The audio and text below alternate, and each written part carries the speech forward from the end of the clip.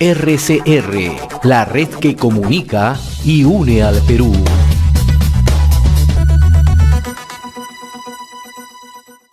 Y este lunes 15 de marzo se inician las clases, ¿no?, en las escuelas públicas, ¿no? La gran pregunta es si estamos preparados justamente para afrontar este nuevo año escolar, ¿no? En el 2020, en medio de la pandemia, hemos podido conocer las limitaciones, ¿no?, que se presentan, ¿no?, tanto en cuanto al mejoramiento y conectividad tecnológica, a la infraestructura educativa, y también otro tema que poco se está hablando, que es la deserción educativa, ¿no? Pero vamos a hacer una evaluación, cómo están observando el inicio del año escolar. Saludamos al profesor Lucio Castro, él es secretario general del Consejo Ejecutivo Nacional del SUTED, y como siempre, le agradecemos la gentileza que tiene con RCR, Red de Comunicación Regional. Profesor Lucio Castro, qué gusto saludarlo, muy amable como siempre. Muchas gracias, José, por la oportunidad, y a nombre del Magisterio Nacional un abrazo muy afectuoso a la opinión pública, a los maestros auxiliares de educación. Muchas gracias. El lunes inicia el año educativo en las escuelas públicas, ¿no? ¿Cuál es la evaluación del SUTED, ¿no?, considerando que el 2020 hemos visto que adolecemos de una serie de factores, ¿no? El tema de la conectividad, la infraestructura, ¿no?, el tema de la deserción educativa, ¿no? ¿Cómo están analizando ustedes el inicio del año educativo, por favor? Exactamente. Mira, el gobierno ha dispuesto que el inicio de clases se desarrolle a partir del día 15 y el mecanismo sea el virtual, teniendo en cuenta justamente el contexto epidemiológico. Nosotros consideramos que la experiencia generada a partir del año 2020, en donde hemos sido parte de un proceso extraordinario, tiene que asegurar que este año los errores no se repitan, los aciertos se ratifiquen, de tal manera que los objetivos que el año lectivo se plantee se puedan lograr. Y tú señalabas un tema sustantivo. Para nosotros, el asegurar que las experiencias se han aprendido, que hay la voluntad política de enfrentar lo malo y reafirmar lo bueno, se traduce, por ejemplo, en que las instituciones educativas cuenten con el mecanismo de atención y se presenten idóneas para este año. Más todavía si el gobierno pretende que en algunos lugares del país la modalidad que se utilice sea la semipresencialidad. Las infraestructuras en el país, todos sabemos, no es una situación que el SUTE plantee, tienen carencias, tienen ausencia de la presencia del Estado. Y aquí se necesita un importante apoyo logístico, ¿no? Y los 34 millones que el Estado ha dado para lavamanos, los 78 millones para las mascarillas y protectores, resultan una cantidad irrisoria. Lo otro es que el contexto determina que la forma a desarrollar el proceso educativo va a ser la virtualidad. Y la virtualidad importa el uso de herramientas tecnológicas que te permitan estar a tono con el avance de la tecnología y que te permitan asegurar que los aprendizajes planteados puedan ser logrados. Y aquí nosotros decimos que también hay deficiencias. El gobierno hoy quiere concretar el compromiso de Vizcarra del año pasado, que dijo, mediante decreto legislativo, 1 millón de tablets para alumnos, y nunca lo hizo. Se ha comprometido a que en marzo se distribuyan cerca del 1 millón de tablets que tienen, pero teniendo en cuenta que hay 8 millones de alumnos en el país, teniendo en cuenta que sigue la migración de la escuela privada a la pública, consideramos que esas herramientas también son insuficientes, y aquí la necesidad de dar laptops para docentes, tablets para alumnos, sigue planteándose como necesidad. Y tercero, el tema de el aseguramiento de la vida, la salud e integridad de la comunidad educativa. Si antes se decía que los alumnos podían esperar al final o no había necesidad de mirar con atención su situación, hoy sabemos que los niños también están siendo afectados por el COVID y hay incluso fallecidos en ese sentido. Por tanto, una mirada de alerta a toda la comunidad educativa a efecto de resguardar su integridad es fundamental. Y la vacuna acá juega un papel central, ¿no? Ahora, profesor, hay un tema que usted ha mencionado, ¿no?, que es el tema de la conectividad y el mejoramiento tecnológico, ¿no? El gobierno ofreció el año pasado exactamente 1 millón de tabletas digitales. Nosotros siempre venimos recogiendo puntos de vistas, observaciones en distintos puntos del territorio nacional.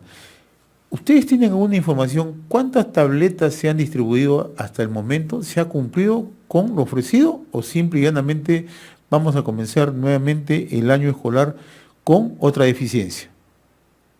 Mira, a los maestros se les ha ofrecido cerca de 90.000 tablets en una primera etapa y un poco más de 30.000 en una segunda, y en ninguna se ha avanzado. A los alumnos se les ha ofrecido más de 840.000 tablets. Sabemos que se está avanzando en la entrega de esta herramienta tecnológica, que hay un avance en ese sentido, pero repito, ojalá el cumplimiento que se entrega a fines de marzo se cumpla. Y ojalá que el gobierno asuma con responsabilidad la necesidad de asegurar más herramientas tecnológicas para el universo de la población. Entonces, aquí los esfuerzos tienen que darse. Si la decisión política es que el año lectivo no fracase, aquí la decisión política tiene que ser otorgamiento de herramientas tecnológicas. Esto es una necesidad de la cual el gobierno no se puede sustraer. Ahora, eso es por un lado. El otro tema que ustedes han estado mostrando mucha preocupación es la cifra de la deserción escolar, ¿no? De acuerdo al SUTEC, el año pasado hemos tenido deserción escolar tanto en los niveles primaria y secundaria. ¿Qué cifra manejan ustedes, profesor? Ha habido en primaria, secundaria y fundamentalmente en inicial. Y la cantidad que se ha señalado es de 300.000. Y que en nuestro entender aquí hay definitivamente más ceros que agregar. Pero siendo 300.000 es una preocupación. Y si nosotros queremos que este año ese contingente de alumnos no sea ajeno a la estrategia de implementarse, el tema de conectividad tiene que ser enfrentado. Porque ¿cuál ha sido la explicación para que esos alumnos se retiren? Fundamentalmente conectividad. Y esto importa herramientas tecnológicas, importa datos móviles, internet, mecanismos distintos que permitan que la estrategia llegue a los alumnos. Y ahí las facilidades tienen que ser otorgadas a las familias y también a los docentes. Y ello es obligación del Estado. El otro tema, profesor Castro, ¿se ha logrado solucionar el tema de la contratación de docentes o sigue siendo un tema latente? Mira, se ha avanzado con la contratación, pero consideramos que ahí hay un vacío. Recordemos lo siguiente, el año pasado el incremento de la población en la escuela pública, según la misma cifra oficial del gobierno, fue de 110.000. Recordemos que la semana pasada algunos representantes de las instituciones educativas privadas señalaban que para el 2021 cerca de 300.000 alumnos no han ratificado su matrícula. Se entiende que estos alumnos van a pasar a la escuela pública. Y aquí entonces entra a tallar un problema. Uno, matrícula, que no debe cerrarse. Dos, el número de alumnos por aula, la responsabilidad que va a tener el docente en términos de alumnos. Y aquí nosotros queremos señalar con preocupación lo siguiente. Hay instituciones educativas en donde la directiva de las autoridades es que se acumule el mayor número de alumnos. Y eso no es posible, porque en tiempos de virtualidad la enseñanza es más personalizada. Y la peor decisión sería incrementar el número de alumnos, asignar alumnos como responsabilidad de un docente, y eso va a dificultar objetivos y va a evidenciar que el Estado no está asumiendo responsabilidad en cuanto a la educación, cosa que siempre afirma. El otro aspecto, usted mencionaba el tema de la conectividad y el mejoramiento tecnológico, y esto ya tiene que ver justamente con las clases que se van a dictar, con el dictado de clases, ¿no?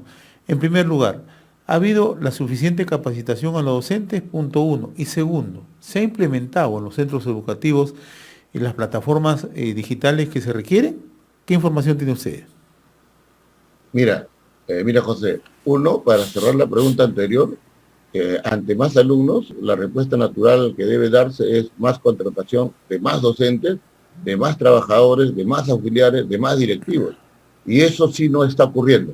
Y ahí el gobierno tiene que mirar las cosas con atención y darle la solución adecuada de tal manera que la salida no sea poner más alumnos en cada uno. Con respecto al tema fundamental de actualización docente, quien ha desarrollado la actualización docente con mucho más énfasis y más efectividad ha sido el sindicato, el SUTEP, y también la entidad previsional del magisterio, la derrama. El gobierno lo ha hecho, pero lo ha hecho en número insuficiente. Y el esfuerzo, la logística, el presupuesto tampoco ha sido insuficiente. Y este año, teniendo en cuenta los errores del año pasado, teniendo en cuenta las deficiencias en las que se han incurrido, este año se debe hacer todos los esfuerzos para que ello no se repita. Y un aspecto central es la formación, la cualificación, el desarrollo profesional de los docentes, que es responsabilidad del Ministerio hacerlo, y ahí también debe desplegar todos sus esfuerzos. Nosotros vamos a estar insistiendo para que este tema de formación continua sea implementado de la manera adecuada por el gobierno, y también como sindicato vamos a hacer todos los esfuerzos para que este tema central sea atendido. Finalmente, profesor Lucio Castro, ustedes han tenido oportunidad ya de reunirse próximos al inicio del año escolar con el ministro de Educación o con funcionarios del sector. Hemos tenido reuniones y saludamos el espíritu horizontal, dialogante de parte del gobierno para abordar justamente el inicio de clases. Y nosotros hemos señalado estas condiciones que te hemos dicho y que los maestros, la opinión pública debe conocer, en el sentido de que nosotros queremos educación presencial ya. Y la discusión está en ese sentido, la discusión está en cómo y cuándo debe empezar.